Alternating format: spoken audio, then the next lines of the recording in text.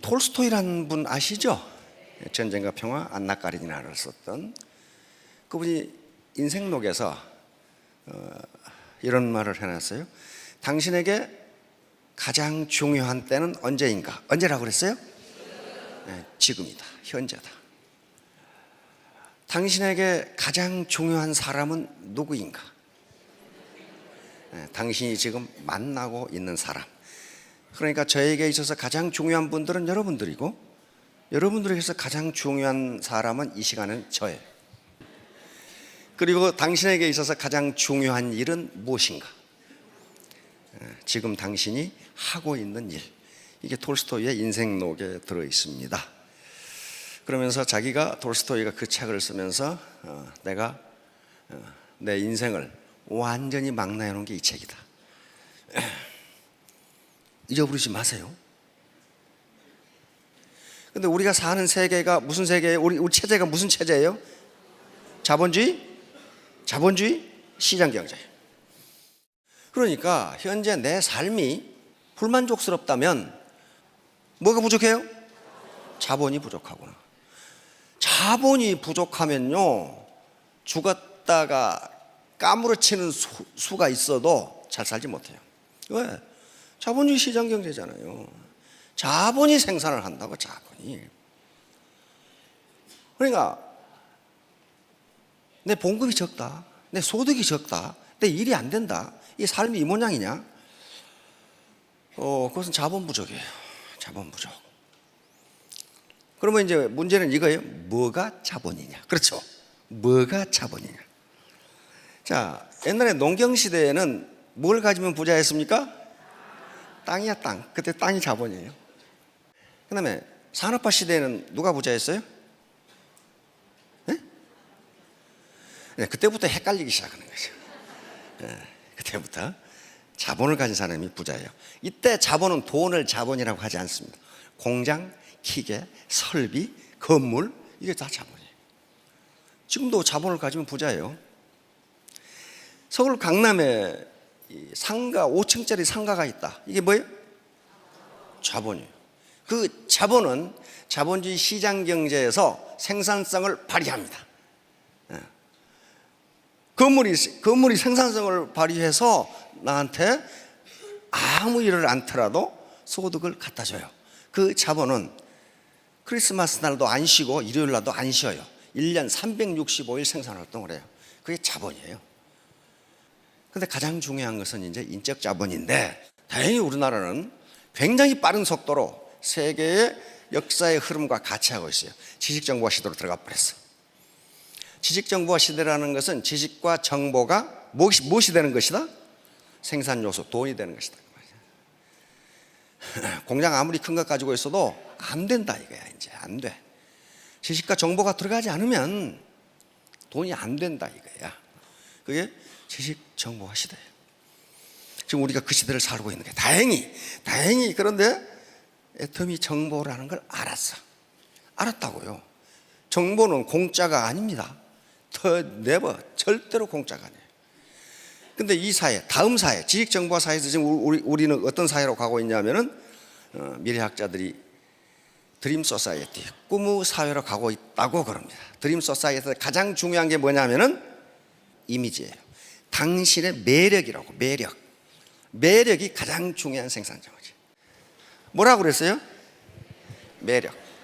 이 양반요, 노벨상 받은 분이에요. 노벨 경제학상을 받았는데 전공은 심리학이에요. 심리학자로서 인간이 의사결정을 어떻게 하는가를 연구해서 노벨상을 받았어요. 자, 섬김 리더십. 이게 이제 매력의 기본이에요. 처음 오신 분이나 또는 얼마 됐더라도 리더십이라는 말이 굉장히 생소할 수가 있어요. 내가 무슨 리더인가? 내가 누구를 끌고 가지? 그런데 모든 인간은 근본적으로 리더입니다. 그리고 애터미 사업자 각각은 전부 리더가 되지 않으면요, 성공 못해요. 지금까지 산업화 시대까지 리더십은 권위주의적 리더십이었어요. 리더가 폴로미, 나를 따르라, 너 그렇게 해, 너 왜 그렇게 하냐, 이렇게 했어요. 근데 그 리더십이 나쁜 게 아니에요. 아니야. 그 시대에 맞아, 그것이. 중우장대한 대량 생산 시대에는 컨베이어 시스템으로 일렬 횡대로 씌워놓고 기계적으로 일을 해야 생산성이 높아.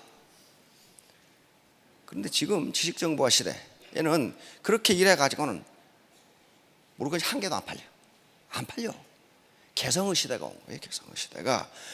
이때 가장 필요한 게 섬김 리더십이에요. 서번트 리더십이라고 하는데, 리더가 권위주의적으로 지시하고 명령하고 나를 따르라 하는 것이 아니라 같이 갑시다. 어떻게 할까요? 이거란 말이에요. 그러면 이 섬김 리더십은요, 그러니까 파트너를 어떻게 섬기고 지원하고 후원해 주란 말이에요. 그렇게 한 게 섬김 리더십이에요. 자, 그러면 이 사람이 서번트 리더십이라는 책을 저술한 거야. 그런데 이 사람이 어디서 그 아이디어를 얻었느냐? 요 헤르만 헤세의 소설을 읽고 서번트 리더십이라는 걸 아이디어를 번쩍하고 얻었어요. 여기에 동방으로 여행, 헤르만 헤세 있죠? The Journey to the East, 동방으로 여행에서 여기에 레오라는 인물이 나오는데, 여행 집단 중에, 단체 중에 레오라는 인물이 나오는, 레오는 그 단체 하인이야, 하인. 쑥 동방으로 그 무리가 가는데 어느 날 갑자기 레오가 없어졌어. 없어졌는데 없어진 뒤부터 조직이 아주 엉망진창이야. 일이 되는 일이 없어. 되는 일이 없어. 그때서 그러고 결국 해체됐어. 동방으로 여행을 못하고. 그래서 나중에 그 레오라는 사람이 어떤 사람인가 하고 한 사람이 찾아 나섰어. 몇 년 만에 찾았는데 자기들이 여행을 할 수 있도록 도와준 큰 교단의 리더야. 그 사람이 거기서 하인으로 허드렛 일을 하고 있었다고. 그러니까 그 사람은 겉에 나타나서 나를 따라 안 했지만은 그 전체를 이끌고 가는 리더였다 그 말이에요. 거기서 아이디어를 얻은 거예요. 이 사람이. 아, 이제 앞으로 시대는 이렇게 돼야 된다. 근데 그 당시는 냉전이 한참 진행되고 기업 간에 치열한 경쟁이 진행되는 시기이기 때문에 별로 관심을 얻지 못했어. 근데 20년 후에 그 책이 나온 거예요. 모든 기업이 지금은 기업 워크숍에서 서번트 리더십을 토의 주제로 하고 있다. 그럼 왜 그 시대가 서번트 리더십에서 레오 같은 역할, 그게 중요한데 왜 그렇게 바뀌었을까? 20년 전에 그린리프가 얘기할 때는 아무도 말을 안 듣다가 20년 후에 갑자기 이거 봐라, 이거 해야 되겠네, 바뀌었을까? 시대가 바뀐 거예요. 시대가 1970년대 후반에는 그때만 하나도 산업화 시대예요. 그러나 미국 내부에서는 1970년대부터 지식정보화 시대로 가고 있었어요. 그래서 그린리프는 이걸 발표한 거예요. 그러나 기업은 아직 못 따라왔어. 그러다가 시대가 바뀐 거예요. 다시 말하면 지식정보화 시대가 되니까 컴퓨터와 인터넷 그리고 SNS의 발전으로 리더가 정보 독점을 못하게 돼. 다 알아. 그 사람 아는 건 나도 알아. 그 사람 아는 건 나도 알아. 그러니까 리더가 정보 독점을 못해. 정보 독점을 하는 자가 권력을 갖습니다. 부하들은 모르는데 나는 알아. 그럼 어때요? 그 리더의 말을 따르지 않을 수가 없어요. 그건 지금 다 알아. 자, 시대가 이렇게 되니까 리더가 나를 따르라 해가지고는 안 따른다 그런 말이에요. 설득하지 않고는 안 따라간다는 거예요. 그래서 이 시대가 된 거예요 이제. 자, 그러면 어떻게 섬기는데 그 사람이 리더냐 하는 거예요. 섬기는데 이 세 가지 조건 때문에 그렇습니다. 섬기지만은 리더라는 역할을 하는 사람은 뭘 제시해야 된다고요? 비전을 제시해야 돼. 지금 우리는 뭘 해야 되냐? 이걸 제시하지 않고 어떻게 할까요? 그래, 열심히 해봐. 그 비전이 없잖아요. 이 섬기면서도 비전을 제시해 주는 역할을 하기 때문에 리더다 그런 말이에요. 리더. 두 번째, 조정자. 사람이 모이면요 가치관이 전부 달라. 취미가 다 달라. 그러니까 반드시 갈등이 있어. 특히 애터미는 진입 장벽이 없어요. 그냥 들어오는 거예요. 그리고 유지비도 없어. 그러니까 어때요? 쉽게 말하면 5만 가지 사람이 다 들어와. 그러면 그 파트너와 파트너, 내 가족 라인과 형제 라인 간의 갈등을 누가 조정을 해야 되느냐 말이에요. 이 리더가 조정을, 코어디네이터 역할을 해줘야 돼요. 그렇죠? 안 그러면 갈등이 일어나. 자, 다음 세 번째, 리더가 후원자 역할을 해서 자기 파트너들을 또 가족을 가지고 있는 하나의 생활인이에요. 그렇죠? 맨날 일만 할 수는 없어. 그러니까 일과 생활이 균형을 이룰 수 있도록 스폰서십을 제공해 줘야 돼. 이런 역할을 하기 때문에 섬기면서도 리더예요. 섬기면서도 리더라고요. 이거 아무나 할 수 있는 게 아니에요. 가슴 폭이 넓어야 돼. 그러면 이분이 레리 스피어스라는 분인데, 그래서 이분이 섬김 리더십의 특징은 무엇인가 하는 것을 10가지로 요약해서 발표를 했어. 뭐라고 그랬어요? 야, 경청이 탁 나오잖아요. 경청. 섬김 리더가 되는 것 중에 가장 중요한 게 뭐다? 경청이다. 남의 말을 들어라. 자, 다음 공감. 파트너의 어려움, 파트너의 아픔, 이것에 공감을 표시해야 돼요. 공감을 표시하고 그걸 지원해 주려고 노력해야 돼. 파트너가 스폰서님, 제 어머니가 XX암에 걸렸어요. 그러면 보통 인간은 어떻게 해요? 깜짝 놀래가지고, 아니 지금 어디 병원에 계세요? 돈을 많이 못 드리지만 10만 원이라도 치료비 보태 쓰세요 하고 들을 수 있죠. 그런데 마이 동풍이야. 그거하고 나하고 무슨 상관이 있어요? 상관이 있어요. 상관이 있다고요. 그 간단한 말 한마디가 사람의 마음을 끌어당긴단 말이에요. 끌어당겨. 다음 치유, 힐링. 인간은 어떤 이유로 사기가 떨어진 사람이 있어요. 그렇죠? 사람이 사는데 그거 없겠어요? 사기가 떨어지거나 막 노력하는데 파트너가 늘지 않거나 힘 빠지죠. 이런 경우에 리더의 위치에 있는 사람은 개인적인 문제, 가정적인 문제를 어떻게 하면 치유해서 정상 상태로 돌릴 것인가는 신경을 쓰라는 거예요. 이게 리더예요. 이게 리더라고요. 지가 그러든가 말든가 나하고 무슨 상관이 있어. 그래 버리면 그 리더가 아니라는 거예요. 자, 다음. 이것은 이게 섬김 리더십이지만은 그 사람이 리더인 것은 환경의 변화를 파트너보다 더 신경을 가지고 먼저 알아내야 된다는 거예요. 이 세상이 어디로 흘러갈 것이다. 그러면 나는 이 파트너를 데리고 어떻게 갈 것인가를 먼저 알아야 돼요. 먼저. 그래서 만약에 자기 스폰서가 환경의 변화를 인지하지 못하면 그 라인은 안 커요. 안 커. 설득. 이게 섬김 리더십의 가장 중요한 특징 중에 하나입니다.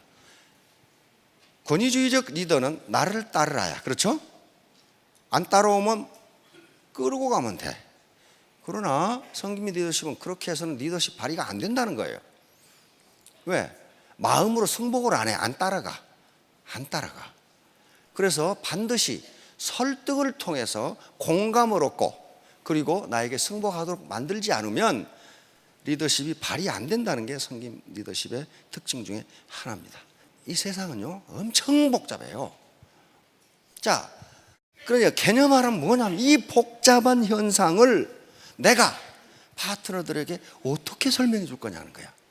예를 들면 인간은 그걸 환원주의라고 하는 학문 이론입니다. 이 세상이 하도 복잡하니까 도대체 어떻게 돌아가는지 알 수가 없어. 그래서 그걸 하나로 축약을 해. 작은 것을 축약을 해. 그래가지고 그것을 가서 설명하면서 이해하기 쉽게. 그런 식으로 리더는 개념화를 해서 설명해 줘야 파트너들이 안다 그런 말이에요. 간단하게 설명할 수 있도록 훈련을 해야 된다. 자, 다음 성견지명. 먼저 알아야 돼. 먼저 현재와 과거의 자료를 분석해서 미래를 예측하는 거예요. 역사의 흐름, 경제의 흐름, 현재의 상황, 기술 발전 속도를 보니까 미래 20년 후는 이렇게 된다. 이렇게 이야기하는 거예요. 리더가 이 역할을 못 해주면 리더가 아니잖아요. 그렇죠? 아니잖아요. 자, 다음.